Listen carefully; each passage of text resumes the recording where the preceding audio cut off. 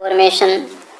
तो लोरेंज रूपांतरण समीकरण जो है वो गैलीलियन रूपांतरण से किस प्रकार से अलग है, इसके बारे में हम चर्चा करते हैं कि गैलीलियन रूपांतरण के अंदर जो टाइम होता है उसको नहीं लिया जाता है, किसी रेफरेंस फ्रेम में टाइम को मेजर नहीं किया जाता, लेकिन लोरेंज रूपांतरण में टाइम को मेजर किया जाता है। यानी दो निर्देश तंत्र जो हैं वो एक दूसरे के साथ टाइम पर डिपेंड करते हैं। तो इसी के बारे में लोरेंज ने बताया था, और ये लोरेंज रूपांतरण है वो आइंस्टीन के सिद्धांतों पर आधारित है और प्रकाश के वेग के तुल्य वेलोसिटीज पर ये लागू होता है। ये चीजें हमारे लिए समझना इतना कठिन इसलिए है क्योंकि व्यवहारिक जीवन में ऐसे रूपांतरण या जो बातें इनसे हमें पता लगती है, जो थ्योरी हम पढ़ते हैं, वो हमें देखने को नहीं मिलता। ये सब चीजें प्रकाश के लगभग आधे वेग या 1/4 वेग या प्रकाश के वेग के बराबर वेग पर लागू होती हैं, लेकिन हमारे जीवन में प्रकाश के आधे वेग को या उसके 1/4 वेग को भी प्राप्त करना संभव नहीं है। इसलिए हमें अपने व्यवहारिक जीवन में ये चीजें लागू नहीं होती, दिखाई नहीं देती हैं। चलिए फिर भी समझते हैं, काफी इंपॉर्टेंट है, इस चीजें को बहुत ढंग से समझने में हमें ये उपयोगी होगा। लोरेंज रूपांतरण क्या होता है? आपेक्षिकता के विशिष्ट सिद्धांत के दोनों नियम जो अभी हमने पढ़े, उनमें नियत सापेक्ष वेग के गतिशील निर्देश तंत्रों में संबंध व्यक्त करने वाले जो समीकरण है उस समीकरण को लोरेंज रूपांतरण समीकरण कहते हैं। इनका गणितीय विश्लेषण हम किस प्रकार से करेंगे? हमारे पास एक एस डैश निर्देश तंत्र होगा जो नियत वेग से किसी दूसरे स्थिर निर्देश तंत्र एस के सापेक्ष प्लस एस दिशा में जा रहा है, गति कर रहा है। यानी आगे डायग्राम आ जाएगा अपने पास, मैं फिर भी बता देता हूँ कि मान लो इस प्रकार से एक निर्देश तंत्र है एक्स वाई जेड, ये निर्देश तंत्र है एस, ये स्थिर है। दूसरा निर्देश तंत्र है एस डैश जो क्या कर रहा है, जेड डैश एक्स डैश, उसके कोऑर्डिनेट है वाई डैश, और ये नियत वेग से वी वेक्टर वेग से गतिशील है इस एस के सापेक्ष। तो इन दोनों में किस प्रकार की घटनाएं होती हैं? एस व एस डैश तंत्रों के लिए वाई व जेड अक्ष परस्पर समांतर रहेंगे, क्योंकि ये वाई है और दूसरे का वाई डैश है, तो ये गतिशील तो इस दिशा में है प्लस एक्स दिशा में, तो ये भी समांतर रहेंगे हमेशा, और जेड वाली डायरेक्शन भी समांतर रहेंगी। इस प्रकार से ये गति कर रहे हैं।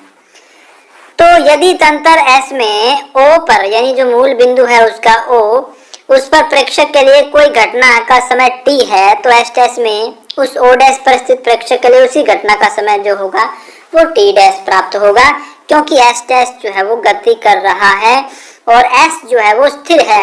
एस डैश गतिशील है, एस स्थिर है, तो एक ही घटना के लिए दोनों मूल बिंदु जो हैं, यानी एक एस डैश वाला ओ डैश और एक एस वाला जो ओ मूल बिंदु है, उस पर दो प्रेक्षक अगर हैं तो वो अलग अलग टाइम को मेजर करेंगे। एस डैश वाला टी डैश टाइम देखता है और एस वाला 0 या टी टाइम देखता है। तो पहली कंडीशन हमारे पास ये आती है कि यदि टी डैश बराबर टी बराबर 0 हो, यानी कि टाइम अभी तक हमने शुरू ही नहीं किया, दोनों क्या कर रहे हैं, एक दूसरे के संपाती है इस कंडीशन में, यानी जहां एस है वहीं पर उसके साथ एस डैश है, यानी दोनों प्रेक्षक की घड़ियां 0 समय बता रही हैं। अब तो इस कंडीशन में क्या होगा, as y y dash, x x dash, z z dash और ओ ओ डैश सारे एक दूसरे के क्या होंगे, संपाती हो जाएंगे, दोनों निर्देश तंत्र एक ही जगह पर होंगे और इस कंडीशन में टाइम जो है दोनों के लिए बराबर होगा। लेकिन अगर हम ये माने कि किसी टाइम पे मूल बिंदु से कोई ऐसी घटना होती है जो मान लीजिए हम मानते हैं मूल बिंदु से ऐसा कोई बम विस्फोट होता है और उससे चारों तरफ किरणें निकलती हैं, तरंगे निकलती हैं, तो वो एक गोलीय तरंगागर के रूप में निकलेंगी और दोनों प्रेक्षकों को वो एक साथ एक जैसी घटना प्रतीत होती है, क्योंकि दोनों रुके हुए हैं। इसमें एस व एस डैश के मूल बिंदु ओ व ओ डैश संपाती होंगे। माना किसी बिंदु के एस व एस डैश के तंत्रों के निर्देशांक एक्स वाई जेड हैं और एस डैश वाले के हैं x dash y dash z dash, तो हमें लोरेंज रूपांतरण से इनको टी के रिस्पेक्ट में संबंध स्थापित करना है, क्योंकि लोरेंज में टाइम साथ में आता है, गैलीलियन में टाइम साथ में नहीं आता है। तो ये मैंने आपको बताया कि जब टी बराबर टी डैश बराबर 0 है तो मूल बिंदु से एक क्षण दीप्ति उत्पन्न होती है जो गोलीय तरंगागर के रूप में होगी, सभी दिशाओं में फैलेगी। ये प्रकाश के वेग से फैलती है। आपेक्षिकता सिद्धांत से ये गोलीय तरंगा के रूप में प्रकाश फैलेगा और दोनों प्रेक्षकों के लिए एक जैसा होगा। अब अपनी सबसे महत्वपूर्ण कंडीशन है कंडीशन नंबर 2, जिसमें टाइम दोनों के लिए अलग अलग है। तो किसी समय t और t डैश पर अर्थात s फ्रेम के लिए प्रेक्षक की घड़ी t समय बताती है और s डैश फ्रेम के प्रेक्षक की घड़ी t डैश समय बताती है। दोनों का टाइम अलग अलग है। तो हमारे पास ये वाला जो फ्रेम है वो s फ्रेम है, जिसके कोऑर्डिनेट आपके पास है y, z और x, और उसी के साथ इस प्रकार से ये गति कर रहा है s डैश v वेक्टर नियत वेग से कि उसके y फ्रेम यानी y डायरेक्शन समांतर रहे और z डायरेक्शन भी क्या रहे, समांतर रहे, और प्लस x दिशा में वो गति कर रहा है। तो यहाँ पर एक पॉइंट हम लेते हैं P। उस पॉइंट P का इस मूल बिंदु O से पोजीशन है x y z t किसी टाइम t पर, और s डैश के लिए उसी पॉइंट P का जो पोजीशन है वो O डैश P होगा, जो x dash y dash z dash t dash होगा उसी टाइम के लिए, क्योंकि ये s डैश जो है वो गतिशील है। तो इसके लिए जो एक टाइम पे टाइम होगा वो t डैश होगा, ये इसका टाइम t होगा, वो दोनों अलग अलग होंगे। तो यहाँ पर यदि O पर यानी जो s डैश का मूल बिंदु है उस पर स्थित प्रेक्षक गोलीय तरंगांगर को किसी बिंदु P पर पहुंचने में t समय मापता है, तो दूरी क्या होगी, दूरी बराबर होती है 4 इंटू समय। दूरी कौन सी होगी, मूल बिंदु से उस P की कितनी है, OP है, तो दूरी बराबर 4 इंटू समय, और समय निकालेंगे तो दूरी बटे होगी 4। तो हमारे पास क्या आ जाएगा, समय हमारे पास है t बराबर OP अपॉन C। C क्या है, चाल यानी प्रकाश की चाल है, यहाँ पे OP वो डिस्टेंस होगी। अब OP की वैल्यू ज्ञात करने के लिए हमें पोजीशन वेक्टर लेना पड़ेगा, OP वेक्टर जो कि x i cap y j cap z k cap है। इसका मैग्नीट्यूड हम ज्ञात करते हैं तो आएगा under root x square plus y square plus के z स्क्वायर, और OP का मान आ जाएगा x square plus y square plus z square की 1/2। यहाँ से वैल्यू हम इसमें पुट करेंगे तो हमारे पास आएगा t बराबर x square plus y square plus z square की 1/2 अपॉन c, और यहाँ से ct हो जाएगा मल्टीप्लाई में पक्षांतर से, और हम वैल्यू ज्ञात करेंगे ct बराबर यह आ जाएगा। अब इधर से वर्गमूल को इधर स्क्वायर में बना दें तो c स्क्वायर t स्क्वायर बराबर x स्क्वायर प्लस के y स्क्वायर प्लस के z स्क्वायर, और यहाँ से पक्षांतर करने के बाद हमारे पास समीकरण नंबर 1 आ जाएगी x square plus y square plus z square minus c square t square बराबर 0। इक्वेशन नंबर फर्स्ट ये होता है s डैश के लिए।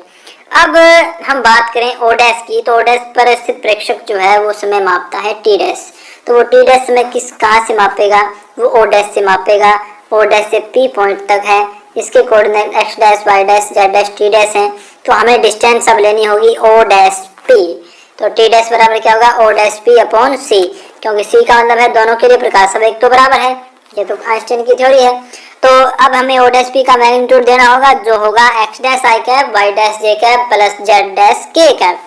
उसी प्रकार से मैग्नीट्यूड ज्ञात करेंगे और हमारे पास वैल्यू आ जाएंगी c square t dash square बराबर x dash square plus y dash square z square, और यहाँ से पक्षांतरण करने के बाद हमारे पास आ जाती है equation number 2 x dash square plus y dash square plus z dash square minus c square t dash square बराबर 0। अब जो इक्वेशन 1 आई और इक्वेशन 2 आई वो दोनों ही P बिंदु के लिए वैध हैं यानी सत्य हैं, और इनका एक फ्रेम से दूसरे फ्रेम में रूपांतरण तो हो सकता है, हमें रूपांतरण करना होगा। तो हमें उपयोग में लेना पड़ेगा गैलीलियन रूपांतरण, जो सबसे आसान होता है, उसमें t डैश बराबर t लिया जाता है।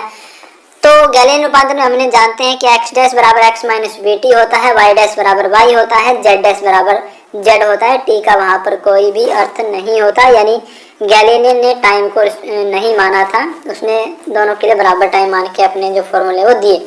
अब समीकरण 3 जो है ये हम समीकरण 2 में रखते हैं, यानी कि x स्क्वायर जो आपका है उसकी जगह x डैश जो है आपका उसकी जगह मैं रख रहा हूँ x माइनस के vt, तो यहाँ पर आ जाएगा x माइनस vt की whole square plus y dash बराबर तो y है, z डैश बराबर z है, माइनस के t डैश बराबर क्या है c स्क्वायर है, sorry c square t square बराबर आ जाएगा 0। यहाँ से इसका हम होल स्क्वायर खोलेंगे तो x स्क्वायर प्लस के v square t square minus 2x vt plus के y स्क्वायर और प्लस के z square c square t square बराबर 0। अब इसमें आप देखें कि हमें तुलना करनी समीकरण 3 या 2 से, तो x स्क्वायर का पद अलग हो गया, y स्क्वायर का अलग हो गया, z स्क्वायर का अलग हो गया, minus c square t square अलग हो गया। अब हमारे पास जो ये 2 स्टेप हैं ये बचे यहाँ पर, v square t square minus 2x v t बराबर 0 इक्वेशन नंबर आ गई।